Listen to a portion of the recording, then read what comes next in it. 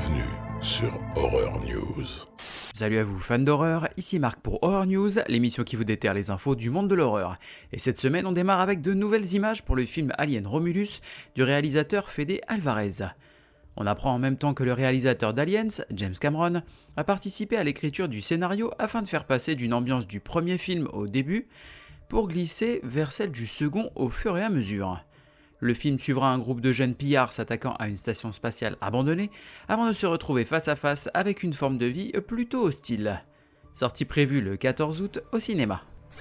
Une bande-annonce pour le film Beetlejuice, qui dresse une ébauche d'histoire et met en avant des effets spéciaux en dur, à l'ancienne, tout en nous montrant chacun des différents personnages interprétés par un casting de luxe, comptant évidemment Michael Keaton et Winona Ryder, ou encore Catherine O'Hara, mais également Willem Dafoe, Jenna Ortega ou encore Monica Bellucci.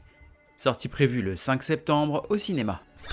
Jason Voorhees a la cote en ce moment, puisqu'on apprend qu'il fera partie des personnages jouables dans le jeu vidéo développé par la Warner et intitulé Multiversus.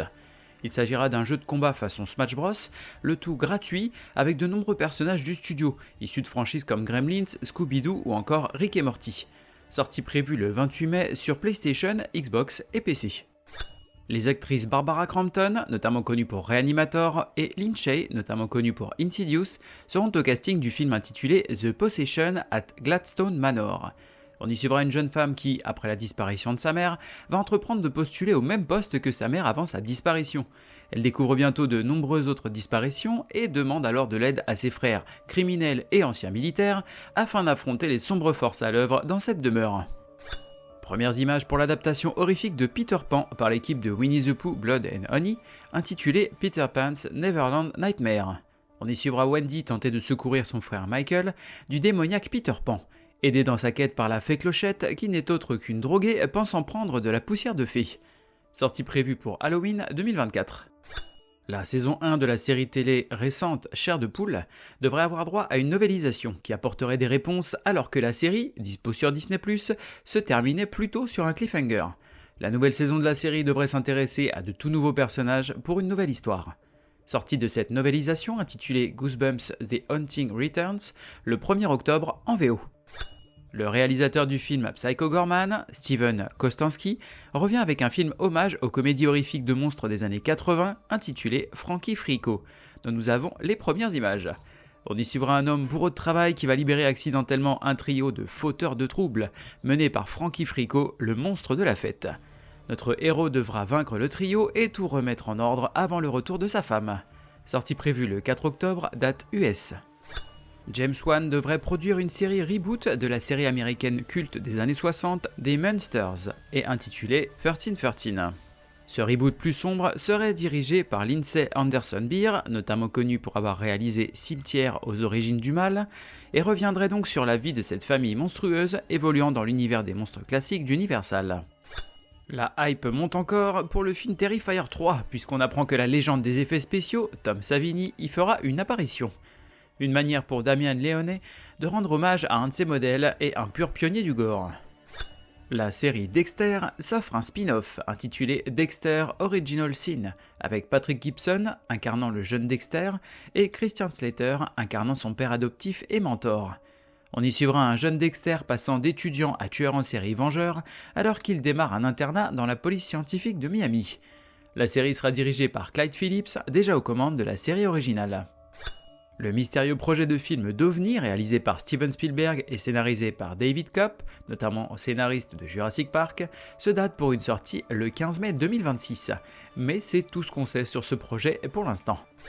La série spin-off de The Walking Dead, intitulée The Walking Dead Dead City et suivant les aventures de Maggie et Negan à Manhattan, devrait revenir pour une saison 2 en 2025. Le co-créateur de la série Monarch, Chris Black, tease la présence de Kong et de plus de spectacles et de monstres dans la saison 2. La première saison de la série Monarch Legacy of Monsters est déjà disponible sur la plateforme de streaming Apple TV+. Du nouveau pour le remake du film The Breed, puisqu'on apprend que les acteurs Grace Caroline Curry, notamment vue dans Fall, et Paige Kennedy, notamment vue dans En eau trouble, rejoignent le casting. Dans l'original de 2006, on suivait un groupe débarquant sur une île isolée avant d'être les victimes d'une meute de chiens génétiquement modifiés. L'acteur Jeffrey Wright rejoint le casting de la saison 2 de la série The Last of Us, en reprenant le personnage à qui il prêtait sa voix dans le jeu vidéo, le puissant leader Isaac. Blumhouse est sur tous les fronts puisqu'on annonce que le studio développerait un nouveau film pour la franchise de slasher My Bloody Valentine. Cette franchise compte jusqu'ici un film en 81 et un remake en 2009, tous deux suivant les meurtres d'un tueur habillé en mineur et muni d'une pioche particulièrement meurtrière. Écrasé par un bibendum chamallow. Côté cinéma, on va avoir Abigail.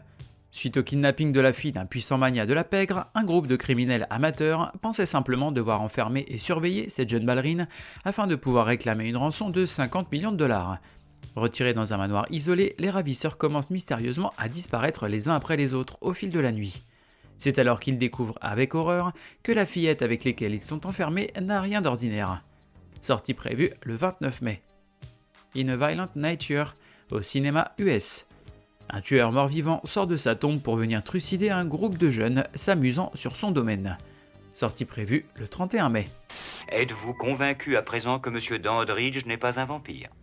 Côté streaming, en juin sur Tubi, on va avoir The Fog de 2005, Dead Silence, Entretien avec un vampire, Leprechaun, Malignant, Mirrors et The Descent 1 et 2. Cette semaine sur Shudder, on va avoir Graduation Day de 81 et Stop Motion. Ensuite on a Raging Grace sur Shadows. Joy, une immigrée philippine sans papier, trouve le travail idéal, s'occuper d'un vieil homme riche en phase terminale. Ce nouveau poste est bien rémunéré et garantit un toit à elle et à sa fille. Mais très vite, elle commence à se rendre compte que tout n'est pas ce qu'il semble être. Sortie prévue le 31 mai. Dario Argento Panico sur Shadows. Le maestro se retire dans un hôtel de renom pour écrire son nouveau film. Simone Scafidi en profite pour l'interroger, lui, ses proches, des collaborateurs et aficionados, sur son incroyable filmographie, ses évolutions et son impact vivace sur le 7e art. Sortie prévue le 31 mai. Suspiria sur Shadows. Une jeune américaine débarque à Fribourg pour suivre des cours dans une académie de danse prestigieuse. À peine arrivée qu'une jeune élève est spectaculairement assassinée.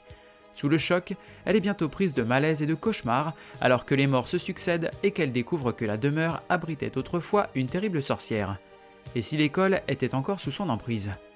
Sortie prévue le 31 mai. Lumberjack the Monster, le dernier film de Takeshi Miike, sur Netflix. Après avoir survécu à l'attaque d'un tueur en série masqué, un psychopathe s'engage sur la voie de la vengeance.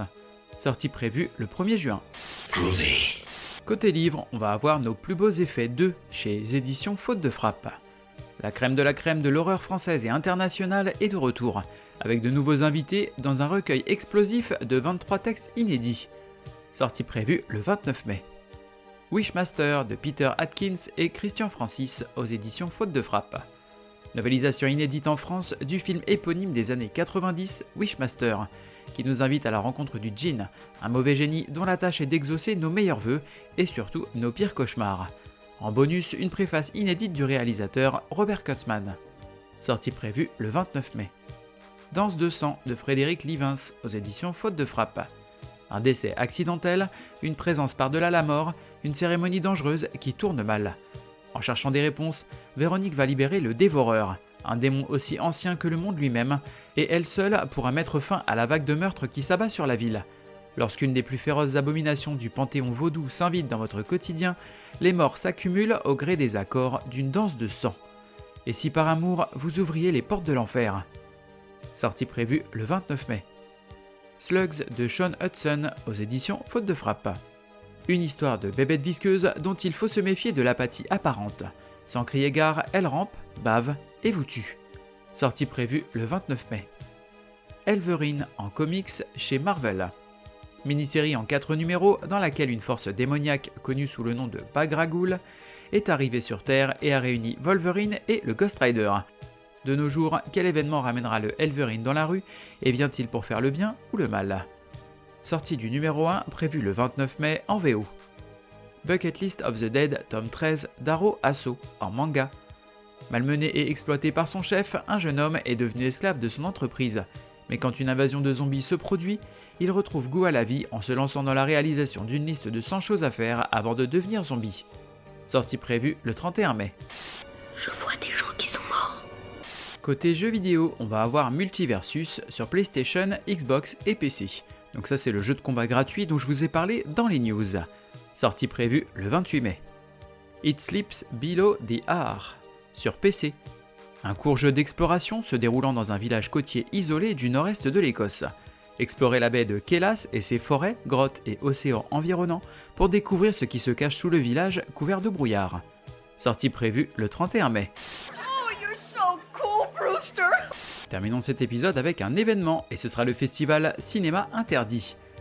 Le festival Cinéma Interdit, dérivé de l'émission éponyme d'Az l'Épouvantail, a pour but de vous faire découvrir le cinéma d'horreur indépendant, méconnu, extrême, parfois déviant, des œuvres qui ont connu des difficultés de distribution d'une façon ou d'une autre. Certains des longs métrages proposés ne seront peut-être plus jamais projetés sur grand écran en France, voire en Europe. Découvrez un autre cinéma, une autre facette de cet art, et rencontrez des artisans de ce milieu si spécial. Réalisateurs, comédiens, journalistes, critiques, etc. Toutes les projections sont en VOST et interdites aux moins de 16 ans. L'événement aura lieu du 31 mai au 2 juin au Club de l'Étoile à Paris. J'ai toujours eu un faible pour toi, Sidney. Merci à vous d'avoir suivi cette émission, je vous invite à me suivre sur les différents réseaux sociaux, que ce soit Facebook ou Instagram ou même maintenant sur YouTube. N'hésitez pas à vous abonner et à partager autour de vous. Il ne me reste plus qu'à vous souhaiter bonne semaine et bon frisson.